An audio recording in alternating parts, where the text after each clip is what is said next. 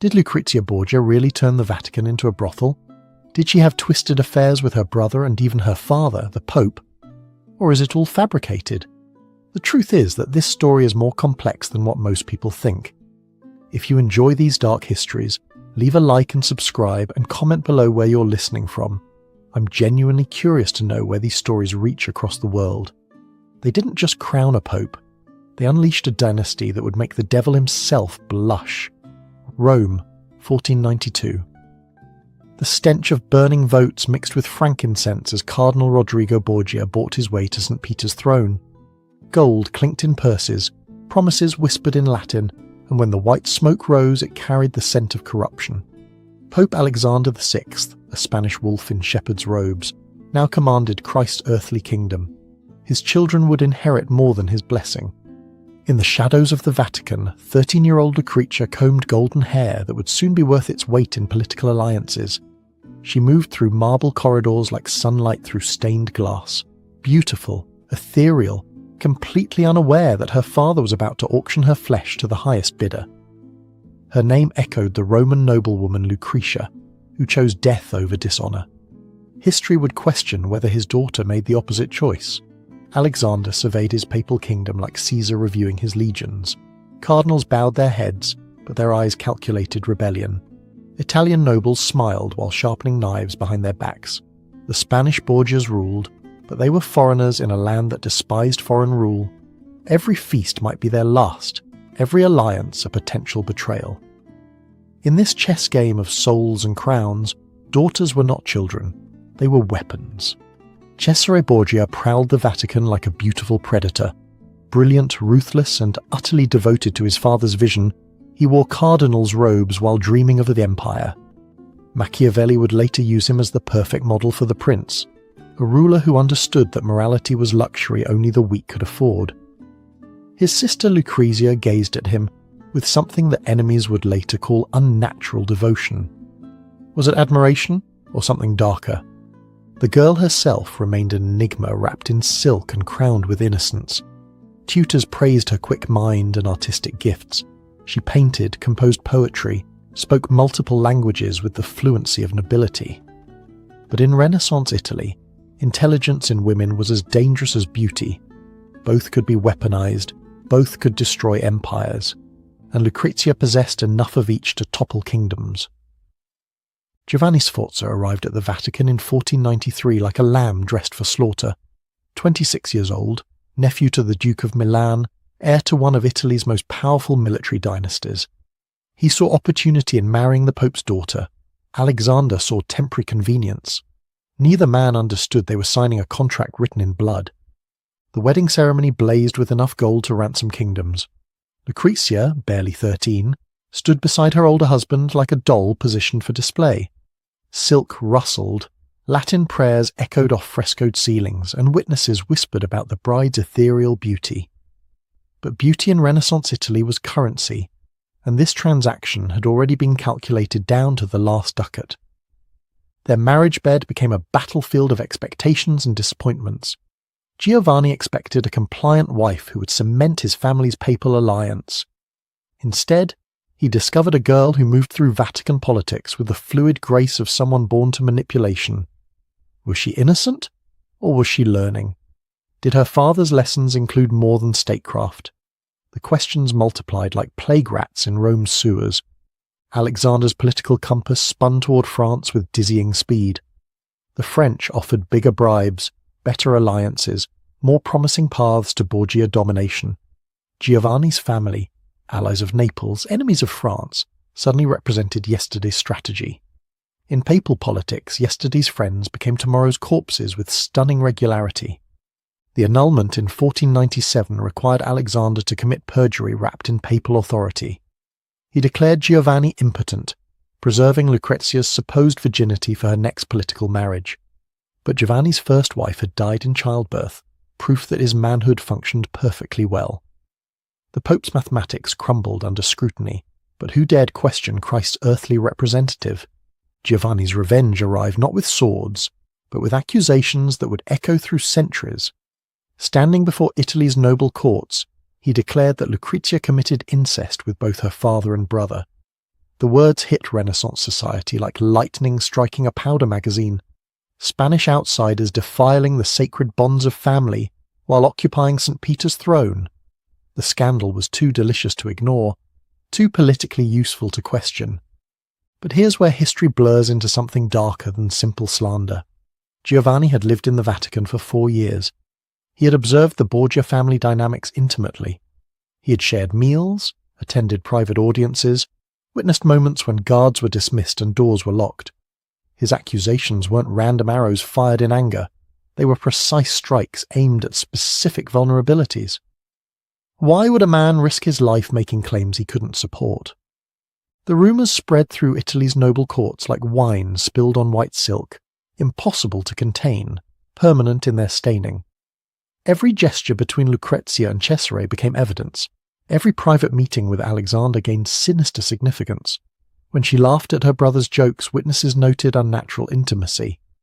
When she kissed her father's hand, observers detected forbidden passion. Renaissance Italy transformed normal family affection into pornographic theatre. Yet something strange flickered beneath the surface of these accusations.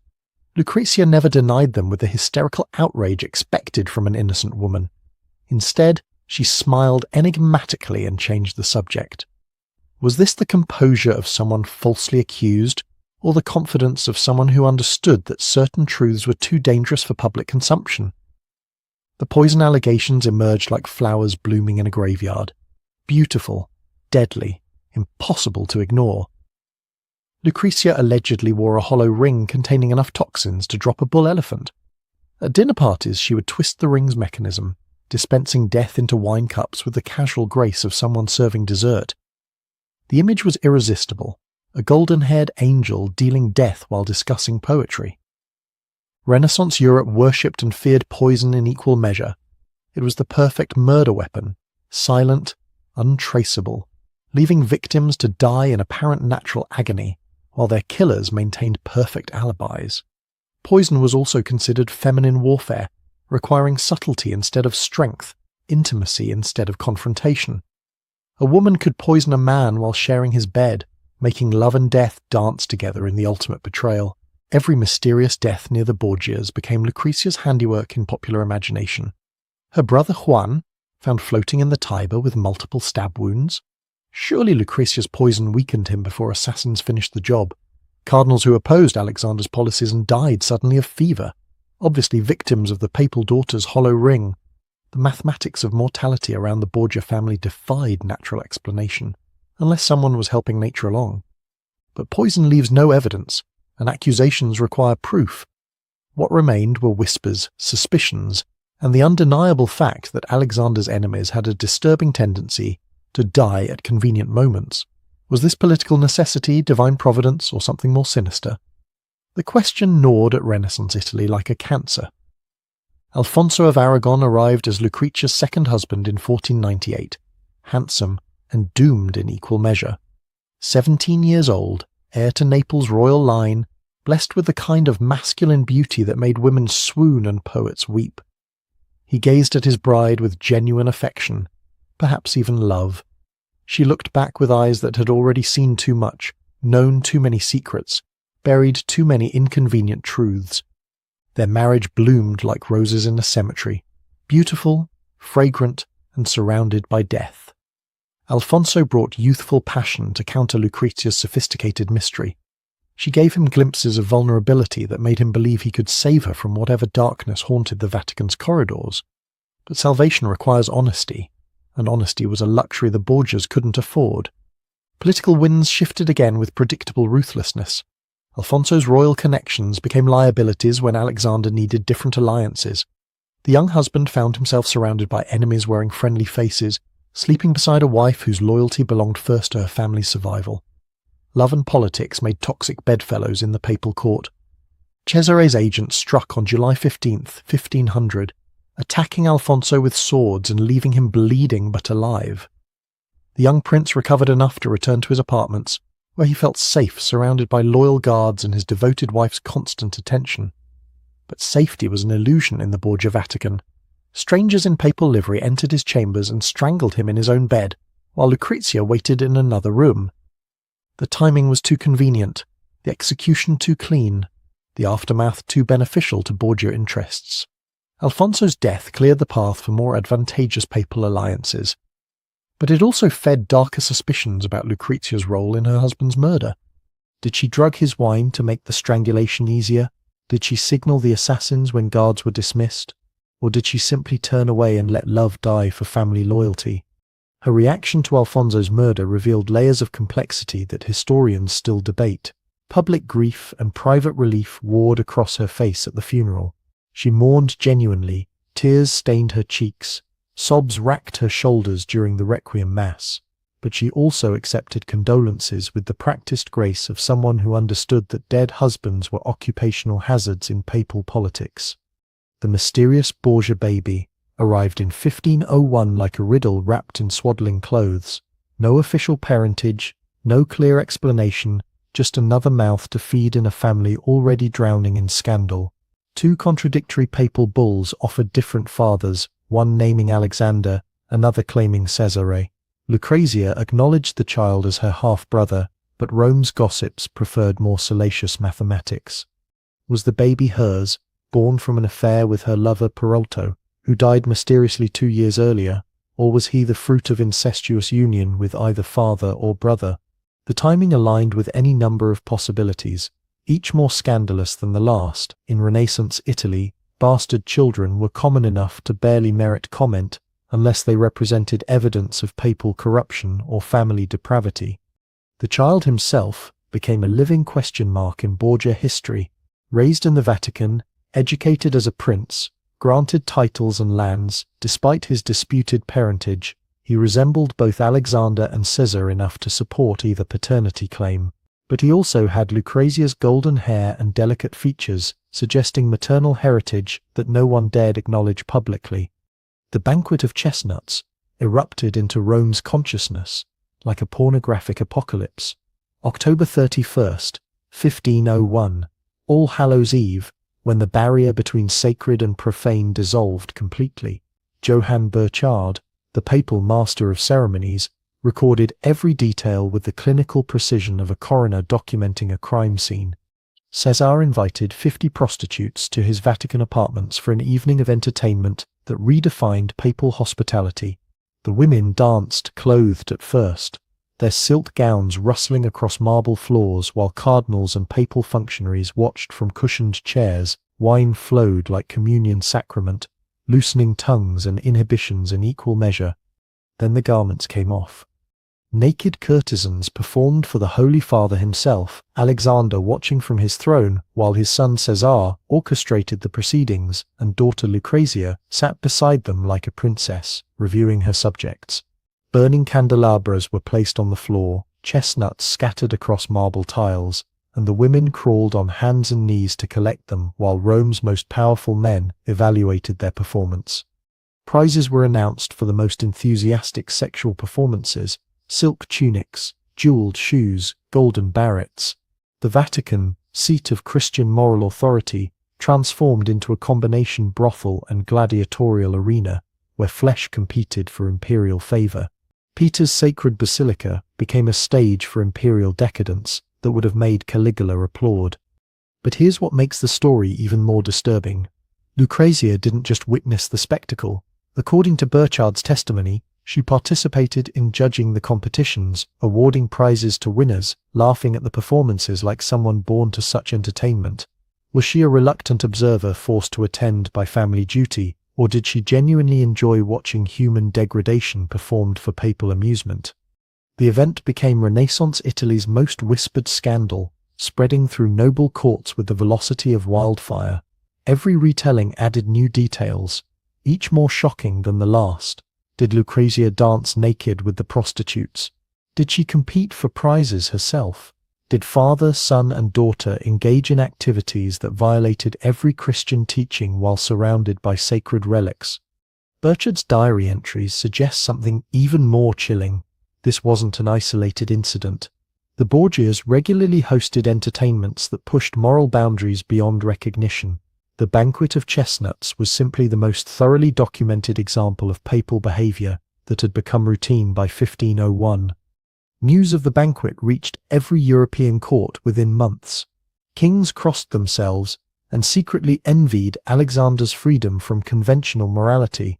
Queens whispered behind fans about the papal daughter who watched prostitutes perform while her father kept score. Cardinals wrote letters condemning Borgia corruption while privately wondering how they might secure invitations to future entertainments. The scandal served multiple political purposes.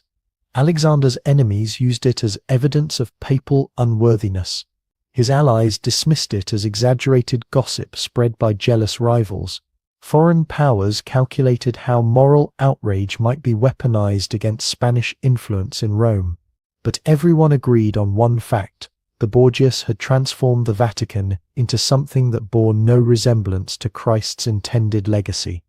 Lucrezia's third marriage to Alfonso d'Este, in December 1501, required financial negotiations that resembled buying damaged merchandise at discount prices. Her reputation had become so toxic that Alfonso's family demanded 100,000 ducats in dowry payments, enough gold to build cathedrals or fund armies. The price of papal scandal had inflated beyond all reasonable measures. She approached the altar with visible reluctance, telling her father that her previous husbands had been very unlucky, Renaissance understatement at its most chilling. 2 dead husbands before age 21 suggested either supernatural curse or deliberate pattern. Which possibility disturbed observers more remained an open question. Alexander paid physicians to examine Lucrezia and certify her virginity, despite the obvious presence of her son Rodrigo from her second marriage. The medical testimony was purchased with papal gold and papal threats, making it about as reliable as weather predictions in hurricane season. But appearances mattered more than truth in Vatican politics. The forced separation from her son Rodrigo revealed new depths of Lucrezia's emotional complexity. She wept genuinely when leaving Rome, understanding that political necessity required abandoning maternal love. The boy would remain in the Vatican under Alexander's protection while she travelled north to begin yet another chapter in her life as human currency. Her enemies used even this separation as evidence of unnatural motherhood. What kind of woman could abandon her child for political advancement? They ignored the fact that choice had been removed from her calculations. Papal daughters obeyed papal commands regardless of personal cost. But nuance was a luxury in Italian political discourse. The journey to Ferrara became a procession of speculation and whispered commentary. Every town she passed through provided new audiences for gossip about the papal daughter who had allegedly poisoned husbands, committed incest, and transformed the Holy See into a pleasure palace. Her golden hair caught sunlight like a beacon, drawing stares from peasants and nobles who wondered whether angels or demons could wear such beautiful faces. Alfonso d'Este represented a different kind of Italian nobility, older, more established, less dependent on papal favour for survival. The Este family had ruled Ferrara for centuries, accumulating wealth and wisdom in equal measure. They understood that marrying Lucrezia meant accepting Borgia baggage along with Borgia gold. The wedding ceremony in Ferrara displayed magnificent restraint compared to Vatican excess. Local nobles attended with polite skepticism, evaluating their new duchess with the careful attention of livestock buyers examining potentially diseased merchandise. Lucrezia performed her role with practiced grace, but observers noted something different in her demeanour, a kind of weariness that suggested recognition of her circumstances' futility. Marriage to Alfonso initially appeared to offer Lucrezia something she had never previously experienced: stability. The Este court valued culture over conspiracy, artistic achievement over political manipulation. She could finally exercise her considerable intellectual gifts in environments that rewarded scholarship rather than scheming. But stability proved as elusive as her reputation's rehabilitation. Within months of her marriage, rumours emerged of affairs with poet Pietro Bembo and her brother-in-law Francesco Gonzago. Love letters allegedly passed between Lucrezia and her literary admirers, containing language that crossed boundaries between artistic collaboration and romantic entanglement. Pietro Bembo was Renaissance Italy's most celebrated poet, a man whose verses could make empresses weep, and whose intellectual brilliance illuminated courts across Europe. His correspondence with Lucrezia revealed a mind capable of matching her wit word for word thought for thought, but it also suggested intimacies that extended beyond literary appreciation into more dangerous territories. The letters between them danced around explicit declarations while leaving little doubt about their emotional intensity. Bembo praised her intelligence in terms usually reserved for male scholars, acknowledging intellectual equality that few Renaissance men would concede to any woman. But he also wrote about her beauty, her grace, her capacity to inspire devotion that transcended rational thought. Did their relationship remain confined to intellectual exchange, or did it bloom into physical adultery? The evidence points in multiple directions simultaneously. Their correspondence suggests deep emotional connection that could have been either purely mental or thoroughly carnal. Renaissance Italy specialized in relationships that existed in grey areas between proper and improper, sacred and profane. Francesco Gonzago presented an even more dangerous temptation. As a brother-in-law, he possessed legitimate reasons to spend time in Lucrezia's company. Family gatherings, court ceremonies, political negotiations, all provided opportunities for private conversations that could easily evolve into something more intimate. His military reputation attracted women throughout Italy, making him precisely the kind of man who could seduce papal daughters already experienced in moral complexity. Their alleged affair risked not only Lucrezia's reputation, but also the delicate political balance between Ferrara, Mantua, and the Vatican. If discovered, it could shatter alliances that Alexander had spent years constructing. But risk often intensified pleasure for people who had grown bored with conventional morality. The truth about these relationships remains buried beneath centuries of speculation and political calculation.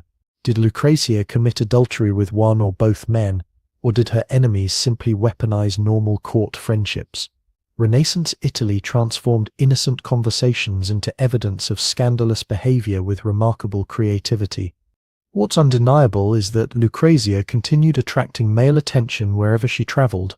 Her combination of beauty, intelligence, and dangerous family connections proved irresistible to men who collected conquests like trophies. Whether she returned their interest, and to what extent, became questions that obsessed Italian society. Alexandra Dumas, writing centuries later in an age that romanticized medieval scandal, declared that Lucrezia had a wild imagination, was an unfaithful woman by nature, and was the daughter and mistress of her father, while also engaging in intimate relations with her brother.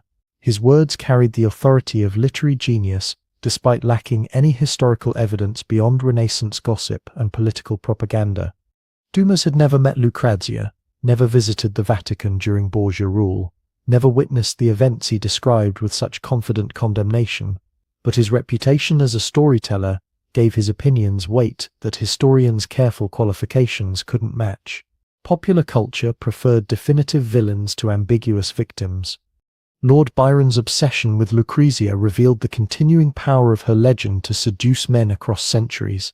In 1816, he stole locks of her hair from Milan's Ambrosian library, calling them the prettiest and fairest imaginable.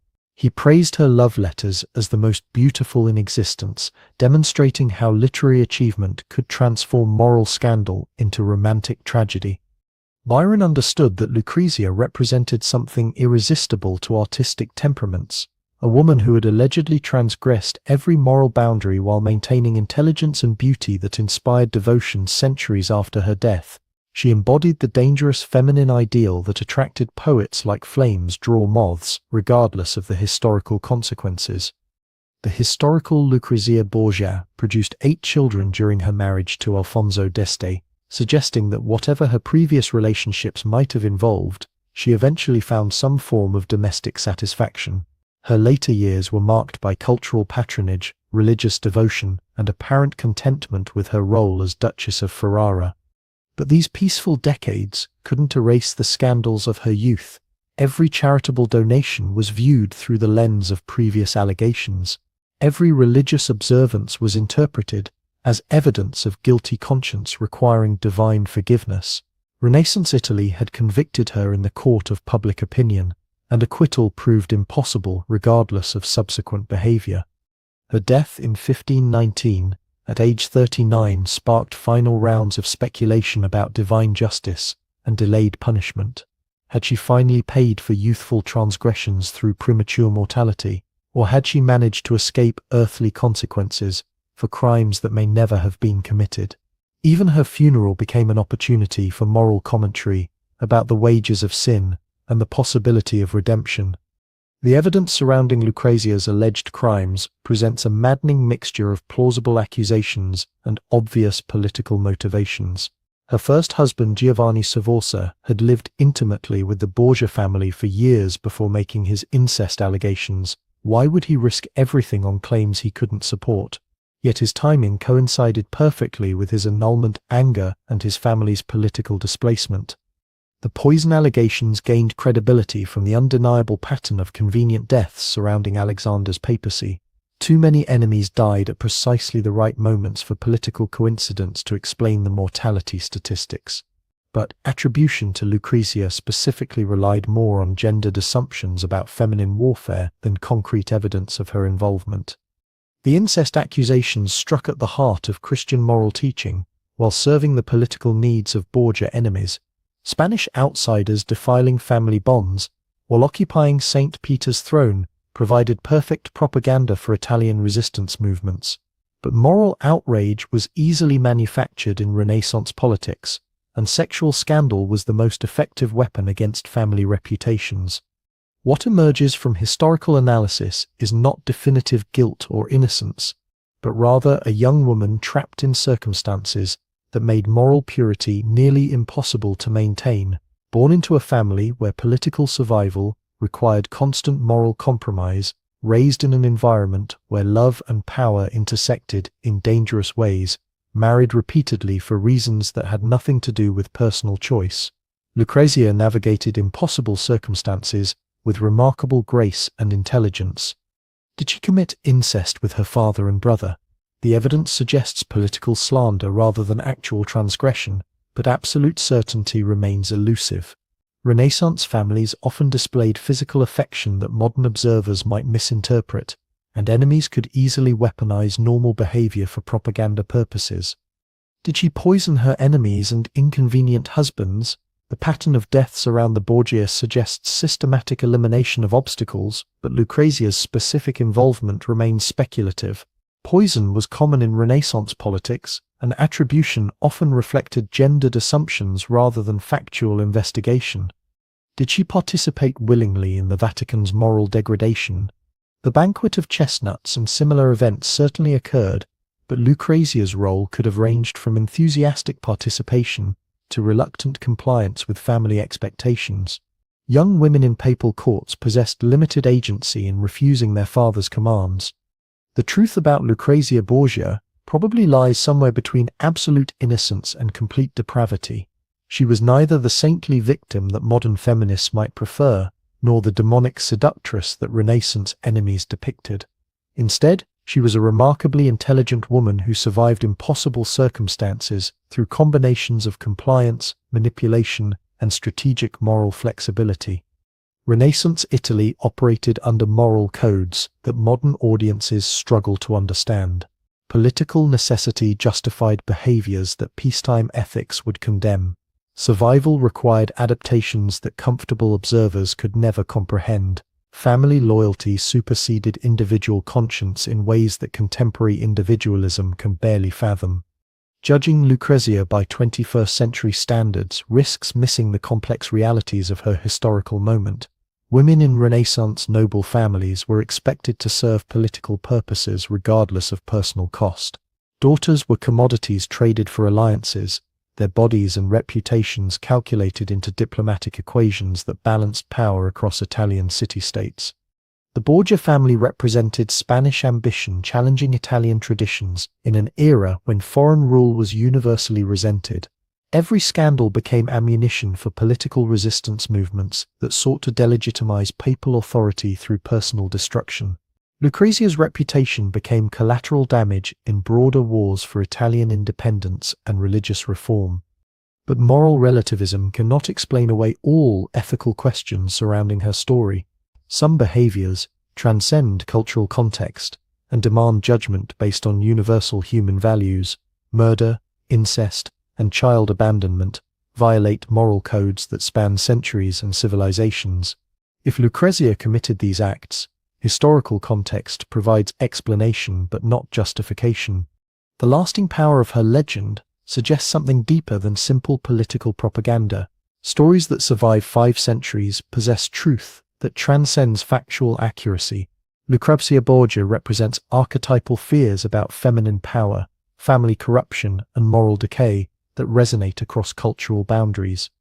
She embodies the dangerous woman who uses beauty and intelligence to destroy men and destabilize institutions.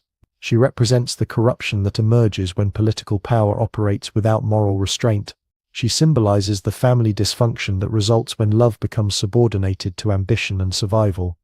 These archetypal elements explain why her story continues fascinating audiences despite historical uncertainty about specific allegations. Truth and legend have become so intertwined that separation is impossible and perhaps unnecessary. The myth of Lucrezia Borgia serves psychological and cultural functions that factual accuracy cannot fulfill.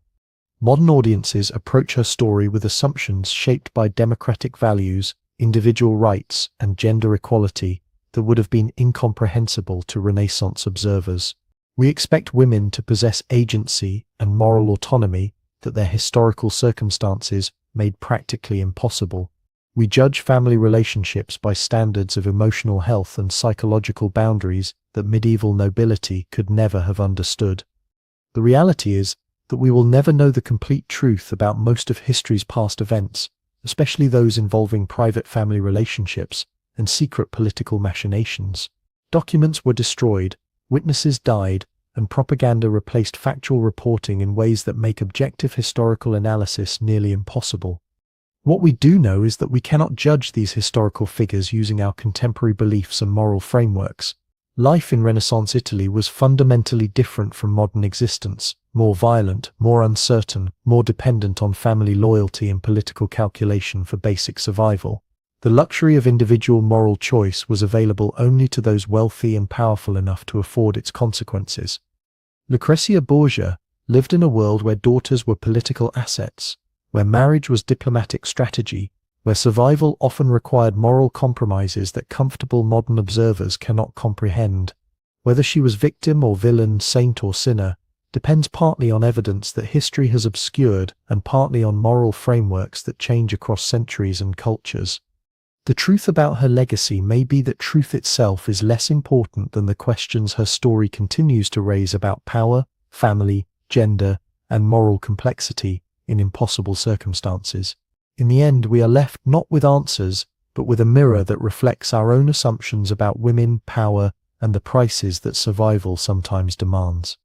If you want to witness more of history's most complex and controversial figures, where legend and reality dance together in shadows of power, and where the truth remains tantalizingly just beyond our reach, subscribe, because in the end, the most fascinating stories are often the ones where we can never be completely certain what really happened.